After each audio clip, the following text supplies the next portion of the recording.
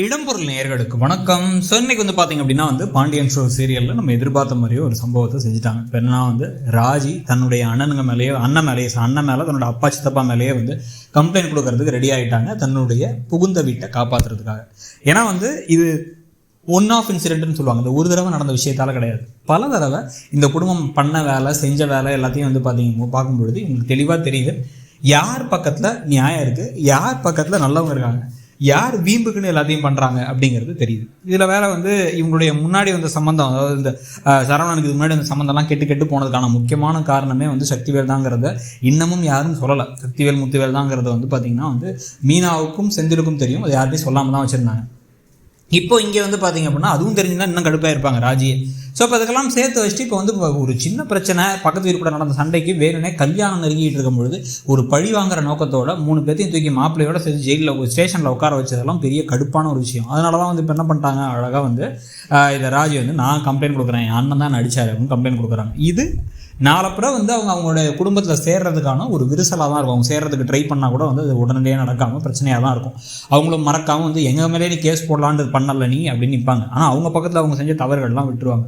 ஆனால் இந்த ஒரு கோபம், சண்டை, பிரச்சனை இல்லை வேறு அந்த தங்கமயில் குடும்பத்துக்கு தனியாக இருக்கும், அவங்களுக்கு இருக்கக்கூடிய பிரச்சனை, நம்ம ஜாதகத்தில் இருக்க பிரச்சனை, நம்ம தான் ராசியிலன்னு சொல்லுவாங்களோ அப்படின்னு அவங்க யோசிக்கிறதெல்லாம் தாண்டி இப்போ நிஜமாவே கதையில் இன்ட்ரெஸ்டிங்கான விஷயமா இப்போ அடுத்து நடக்க போகிறது, ஒரு மாதிரி ரசிக்கிற மாதிரி விஷயமா இருக்க போகிறது என்னவா இருக்க போகுது அப்படின்னா, ஜெயிலில் இருந்து அந்த ஸ்டேஷன்லேருந்து வந்ததுக்கு பிறகு கேஸை வேறு வழி இல்லாமல் அவங்க வாபஸ் வாங்கி கொடுத்து போக, அப்போ வந்ததுக்கு பிறகு கதிர் ராஜியை பார்க்குற விதம். கதிர் இன்றைக்கே எபிசோடோட கடைசியில் ராஜி அங்கே அழுதுகிட்டே சாரின்னு சொல்லும்போது ஒரு மாதிரி கஷ்டமாயிடுச்சு.